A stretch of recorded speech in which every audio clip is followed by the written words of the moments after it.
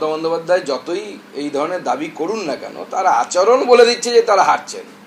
এবং শুধু তাই নয়, আমি একজন তৃণমূল কংগ্রেস নেতাকে জানি যিনি এক জায়গায় বলেছেন, আমি নাম নিচ্ছি না তার, কারণ নাম নিলে তিনি বলেন যে প্রমাণ করার জন্য, তিনি বলেছেন আমরা 100টা পেলেই অনেক।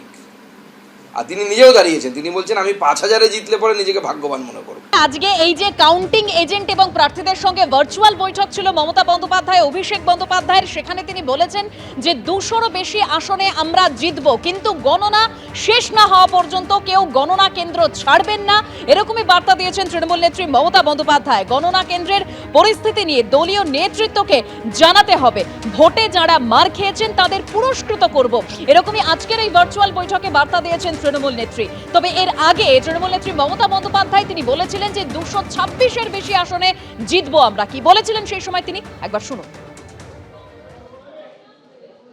আমরা 200-300 পেয়ে যেতে পারি, 226 ক্রস করবো 2026-এ। মানুষ যে বিপুলভাবে ভোট দিয়েছে, আমার তাদের প্রতি পুরো ভরসা, বিশ্বাস, আস্থা আছে।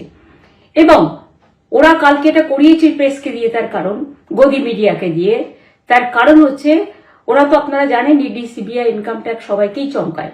মমতা বন্দ্যোপাধ্যায় যতই এই ধরনের দাবি করুন না কেন, তার আচরণ বলে দিচ্ছে যে তারা হারছেন।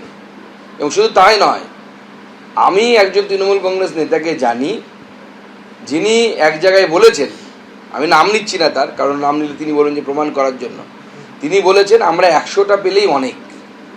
আর তিনি নিজেও দাঁড়িয়েছেন, তিনি বলছেন আমি 5000-এ জিতলে পরে নিজেকে ভাগ্যবান মনে করব। এরপর ফলতার ছবি রাখবো, কারণ পুনর্নির্বাচনের দাবি পাল্টা দাবির মধ্যে উত্তপ্ত পরিস্থিতি তৈরি হয়। মহিলারা তারা রাস্তায় নেমে পুনর্নির্বাচনের দাবি জানায়। আর এবার সেই ফলতাতেই যে তথ্য সামনে আসছে, পঞ্চায়েত প্রধান সহ 2 তৃণমূল নেতার বিরুদ্ধে যে এফআইআর দায়ের করা হয়েছিল, 3 তৃণমূল কর্মীকে ইতিমধ্যেই গ্রেপ্তার করা হলো।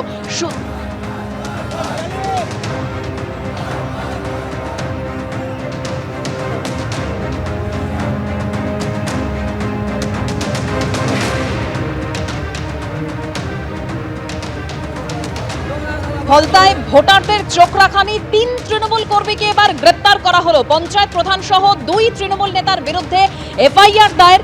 সুজাউদ্দিন শেখ ও ইসরাফিল চকদারের বিরুদ্ধে এফআইআর। তৃণমূলের বঙ্গনগর 2 গ্রাম পঞ্চায়েতের প্রধান ইসরাফিল চকদার, জাহাঙ্গীর খান ঘনিষ্ঠ ফলতার তৃণমূল কর্মী সুজাউদ্দিন শেখ। ভোটারদের ভয় দেখানোর অভিযোগ, এবার 3 তৃণমূল কর্মীকে গ্রেপ্তার করা হলো।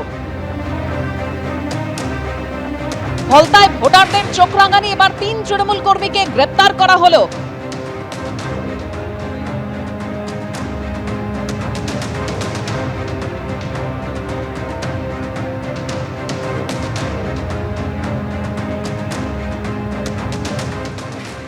আমার নিরাপত্তা চাই, আমাদের নিরাপত্তা চাই, মহিলা নিরাপত্তা চাই, পথে ঘাটে বাড়িতে সব জায়গায় আমাদের নিরাপত্তা দেওয়া হোক। পুনর্নির্বাচন চাই। যে প্রধান আছে ইসরাফিল চকদার, তাকে অ্যারেস্ট করা হোক, আর পুনরায় নির্বাচন হোক। ভোট নিয়েছে, যারা বিজেপিকে দেবে তাদের যেতে দেয়নি। তারা আপনাদের কি হুমকি দিচ্ছে? তৃণমূলের নেতা, তৃণমূলের লোকেরা ওই ভোট ইসরাফিল বদমাইশি করছে, ওই রক্তপাত করবো, মারবো, ধরবো ভোটের পর, ওই করছে। ভোট দিয়েছি বলে, বিজেপিকে ভোট দিয়েছি বলে, ওই জন্য। কিন্তু আমরা তো শান্তিপূর্ণ ভোট চেয়েছিলাম, ওরা যা বলেছে আমরা তাই শুনেছি, এবং অনেক মানুষ আছে যাদের ভোট ওরা। আপনারা এখন কি চাইছেন? আমাদের পক্ষ থেকে 5টা মানুষ আমাদের সঙ্গে কথা বলুক, সঙ্গে প্রশাসন যেটা বলবে আইন সেটা ব্যবস্থা গ্রহণ করবে। কমপ্লেনের ভিত্তিতে যে মানুষগুলো একটা ডিমান্ড করছে, তাদের একটা প্রতিনিধি আমরা তৈরি করতে চাইছি, প্রশাসন থাকবে, এবং এই হাসিমনগরের মানুষ যে লিখিত কমপ্লেন দিয়েছে সেটার বেসিসে আইন যে পদক্ষেপ নেবে, এখানে কোনো কথা হবে না। শুধু একটা আবেদন করতে চাইছি, যে পরিবেশকে শান্ত রাখার জন্য আপনারা আমাদেরকে বলুন, আমরা আপনাদের কি করতে পারি। এই এলাকার প্রত্যেকটা মানুষ আমার আত্মীয়, আমার নিকটজন। এই অভিযোগ সম্পর্কে আমি ওয়াকিবহাল নই। এবিপি আনন্দ, এগিয়ে থাকে, এগিয়ে রাখে।